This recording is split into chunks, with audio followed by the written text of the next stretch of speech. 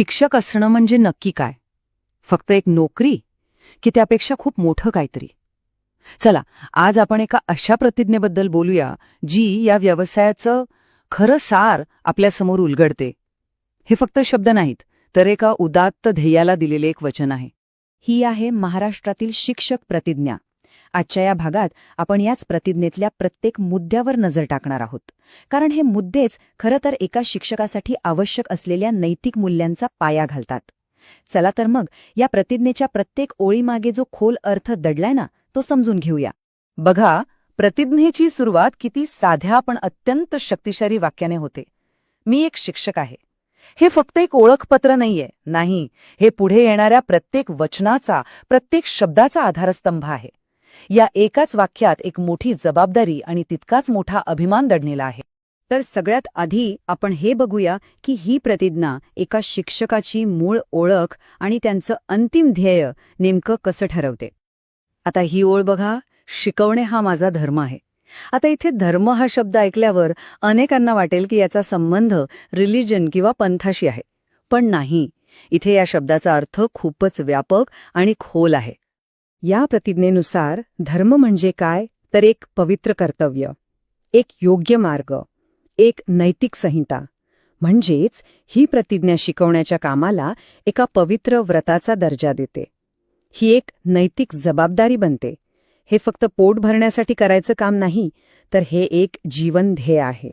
आणि हीच भावना पुढच्या ओळीत आणखी घट्ट होते. शिक्षणासाठीच माझा जन्म ह्या विधानाचा मला अभिमान आहे. म्हणजे बघा, शिकवणं हे फक्त एक करिअर नाही, तर तोच जीवनाचा उद्देश आहे. आणि या उद्देशाचा अभिमान वाटला पाहिजे, ही भावना इथे किती महत्वाची आहे. ओके, तर शिक्षकाची स्वतःबद्दलची ओळख काय आहे हे पाहिल्यानंतर आता ही प्रतिज्ञा आपल्याला पुढे घेऊन जाते त्यांच्या कृतीकडे. म्हणजेच विद्यार्थ्यांसोबत त्यांचं नातं कसं असेल या महत्वाच्या मुद्द्याकडे. आणि या नात्याचा पाया काय आहे, तर समानता. ही प्रतिज्ञा प्रत्येक विद्यार्थ्याला कुठलाही अपवाद न ठेवता समान मानण्याचं एक पक्कं वचन देते. मग शिक्षक म्हणून कोणते भेदभाव टाळायला हवेत याबद्दल प्रतिज्ञेत अत्यंत स्पष्टपणे सांगितलंय. चला बघूया.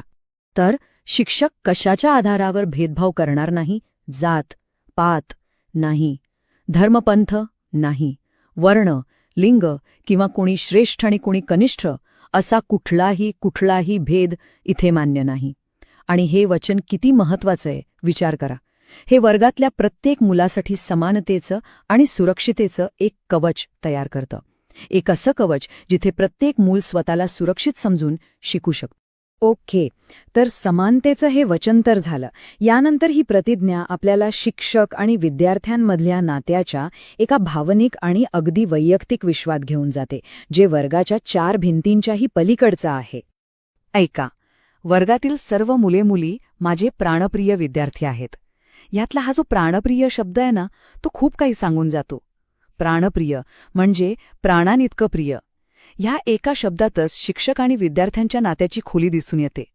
म्हणजे ते फक्त शिकणारे नाहीत, तर ते जीवनाचा एक अविभाज्य भाग आहेत. आणि हे जे अथांग प्रेम आहे ते फक्त विद्यार्थ्यांपुरतं मर्यादित नाहीये. नाही, ते संपूर्ण शिक्षण क्षेत्रासाठी आहे. प्रतिज्ञा म्हणते की शिक्षकाचं विद्यार्थ्यांवर आणि एकूणच शिक्षण क्षेत्रावर नितळ प्रेम असेल. नितळ म्हणजे कसं, तर कुठलीही अट नसलेलं, खोल आणि कायम टिकणारं प्रेम. आणि हेच या व्यवसायाचा खरा आत्मा आहे, नाही का? आता एका खूप इंटरेस्टिंग मुद्द्याकडे वळूया. असं म्हणतात की एका चांगल्या शिक्षकाचा सगळ्यात मोठा गुण कोणता असेल, तर तो म्हणजे तो स्वतः कायम एक विद्यार्थी असतो.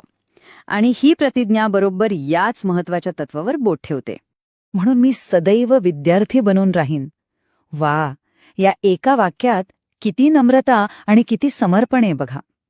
कारण शिक्षणाची ही जी अखंड परंपरा आहे ती पुढे नेण्यासाठी पात्र बनायचं असेल तर सतत शिकत राहणं हे आवश्यकच आहे. आणि हाच या वचनाचा खरा गाभा आहे. म्हणजेच ही प्रतिज्ञा शिक्षणाला एक अशी अखंड परंपरा मानते जिथे सतत शिकणं आणि स्वतःमध्ये सुधारणा करणं हे गरजेचं आहे. आणि असं केल्याने काय होतं, शिक्षकाचं ज्ञान, त्याच्या शिकवण्याच्या पद्धती सगळं काही काळाबरोबर अद्ययावत राहतं. आणि याचा सर्वात मोठा आणि थेट फायदा मिळतो तो विद्यार्थ्यांना. बरं, इतकं समर्पण, इतकी मेहनत, पण या सगळ्याचा मोबदला काय? एका शिक्षकाचा खरा आनंद, खरं सुख कशात असतं? प्रतिज्ञेचा शेवटचा भाग आपल्याला बरोबर याच प्रश्नांची उत्तरं देतो. प्रतिज्ञा काय म्हणते बघा, शिक्षक वचन देतो की तो ऐहिक आणि भ्रामक गोष्टींपासून अलिप्त राहील. हे वाक्य एका जाणीवपूर्वक केलेल्या निवडीकडे आपलं लक्ष वेधतं. ही निवड आहे भौतिक लाभाच्या पलीकडे जाऊन आपल्या ध्येयाला प्राधान्य देण्याची. ही तुलना बघा, एका बाजूला आहेत ऐहिक गोष्टी, पैसा, प्रतिष्ठा, मान सन्मान, आणि दुसऱ्या बाजूला आहे खरा आनंद, जो कशात आहे तर शिक्षण देण्यात आणि विद्यार्थ्यांच्या हितात. म्हणजे या प्रतिज्ञेनुसार एका शिक्षकासाठी यशाची व्याख्याच वेगळी आहे. पैसा किंवा प्रतिष्ठा मिळवणं हे यश नाही, तर खरा आनंद आणि समाधान आहे शिकवण्यात आणि विद्यार्थ्यांचं भलं करण्यात. आणि म्हणूनच शिक्षक प्रतिज्ञा करतो की त्याने मिळवलेलं सर्व ज्ञान, अनुभव, पात्रता हे सगळं काही फक्त एकाच ध्येयासाठी वापरलं जाईल, आणि ते ध्येय म्हणजे विद्यार्थ्यांचं कल्याण.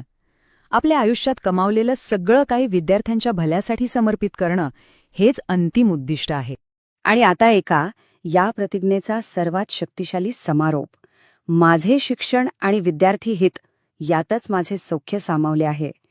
कमाल आहे, या एका वाक्यात शिक्षकाचा वैयक्तिक आनंद आणि त्याचं व्यावसायिक कर्तव्य या दोन्ही गोष्टी जणू एकजीव होऊन जातात. कारण शिकवणं आणि विद्यार्थ्यांचं हित जपणं हेच त्यांच्यासाठी खरंच सुख आहे, खरंच सौख्य आहे.